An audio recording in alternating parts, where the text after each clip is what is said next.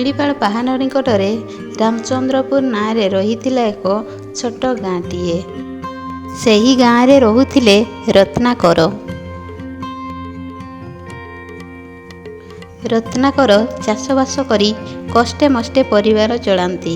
ତାଙ୍କର ସ୍ତ୍ରୀ ବିନତା ମଧ୍ୟ ତାଙ୍କୁ ଚାଷ କାମରେ ସାହାଯ୍ୟ କରନ୍ତି। ତାଙ୍କର ପରିବାର କହିଲେ ଝିଅ ଟିନା ଓ ପୁଅ ସଞ୍ଜୟ ଏବଂ ତାଙ୍କର ମା। ରତ୍ନାକରର ପରିବାର ଏକ ଆଦିବାସୀ ସମ୍ପ୍ରଦାୟର। ଟିନା ଓ ସଞ୍ଜୟ ପାଖ ସ୍କୁଲରେ ପାଠ ପଢ଼ନ୍ତି। ରାକ୍ଷୀ ପୂର୍ଣ୍ଣିମା ଆସିଥାଏ।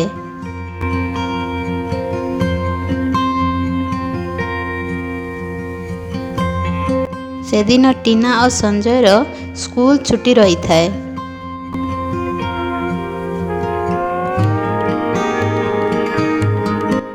ବାପା, କାଲି ସ୍କୁଲ ଛୁଟି ଅଛି।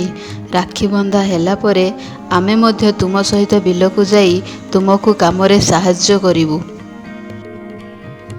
ହଁ ଯେ, କାଲି ପରା ରାକ୍ଷୀ ପୂର୍ଣ୍ଣିମା, ଆଉ ରାକ୍ଷୀ ପୂର୍ଣ୍ଣିମା ଦିନ ବିଲରେ କାମ କରନ୍ତି ନାହିଁ। କ'ଣ ପାଇଁ ବାପା? ସେଦିନ ବିଲରେ କାମ କଲେ ଅସୁବିଧା କ'ଣ? ତାର କାରଣଟା ତ କୁହ। ଆଲୋ ମା, ତାର ଏକ ରହସ୍ୟମୟ କାହାଣୀ ରହିଛି। ଜେଜେମାଙ୍କୁ ପଚାର, ସେ କହିଦେବେ। ମୁଁ ଯାଏ, ବଜାର ଆଡୁ କ'ଣ ଟିକେ ନେଇ ଆସିବି ଆଉ।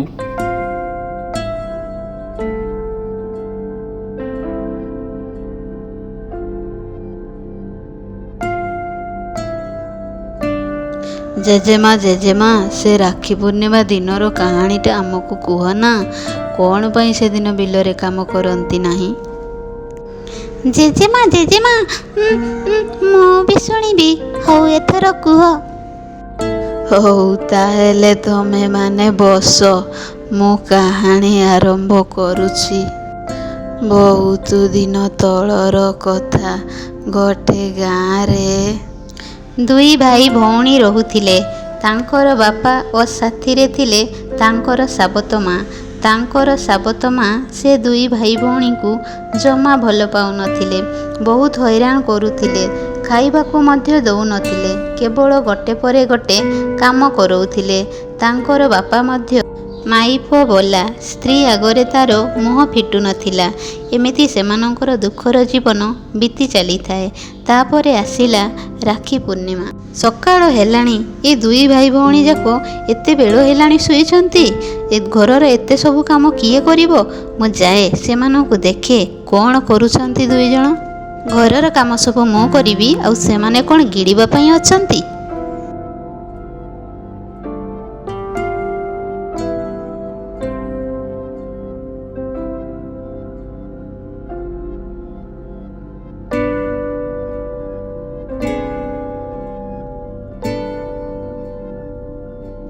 ଆଲୋ ଏ ଅଲକ୍ଷଣୀ, ଏପର୍ଯ୍ୟନ୍ତ ତୋର ନିଦ ଭାଙ୍ଗୁନି କିଲୋ?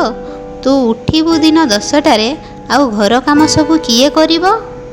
ଜଲ୍ଦି ଯାଇ ଘର କାମ ସବୁ କରେ, ନହେଲେ ତୋ କଥା ବୁଝୁଛି ମୁଁ। ସକାଳୁ ସକାଳୁ ଟିକେ ଆଖି ଲାଗିଗଲା ମା। ଯାଉଛି, ମୁଁ ଏଇନେ କାମ କରିଦେବି।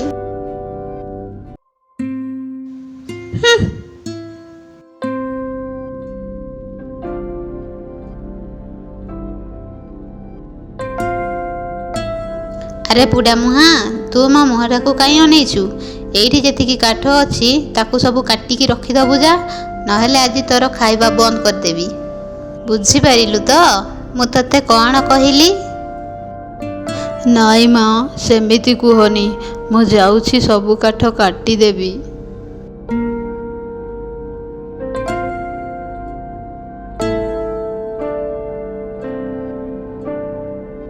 ମା, ମୁଁ ସବୁ କାମ ସାରିଦେଲି।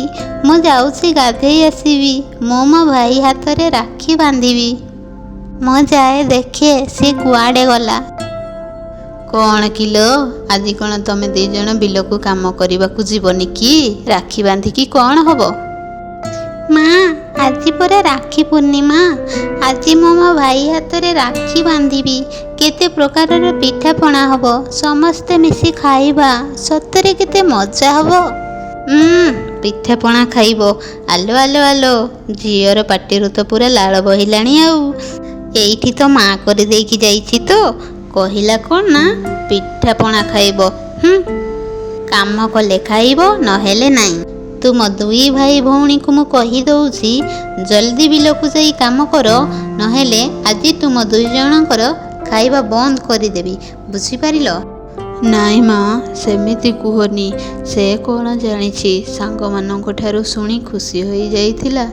ଆମେ ଯିବୁ ମା, ବିଲକୁ କାମ ପାଇଁ ଯିବୁ। ତାପରେ ଦୁଇ ଭାଇ ଭଉଣୀ ଚାଲିଲେ ବିଲକୁ କାମ କରିବାକୁ। ଆରେ ଶୁଣୁଛ? କୁଆଡ଼େ ଗଲ ବା? ଶୁଣୁଛ କି ନାହିଁ? ମୋ କଥା ଶୁଣାଯାଉଛି କି ନାହିଁ?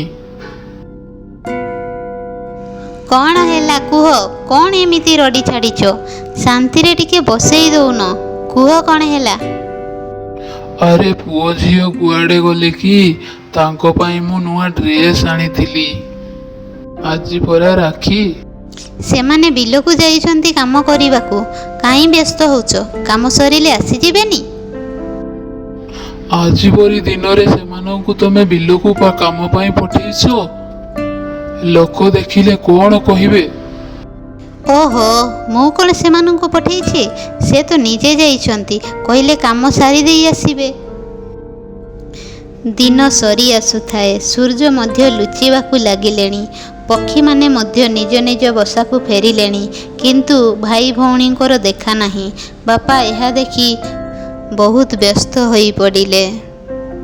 ସନ୍ଧ୍ୟା ହେବାକୁ ବସିଲାଣି, ହେଲେ ବି ପିଲାମାନଙ୍କର ଦେଖା ନାହିଁ।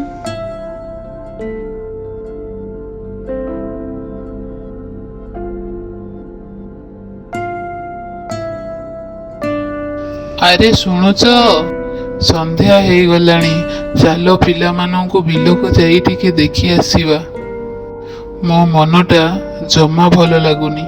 ହଉ ହଉ, ଚାଲ ଯିବା।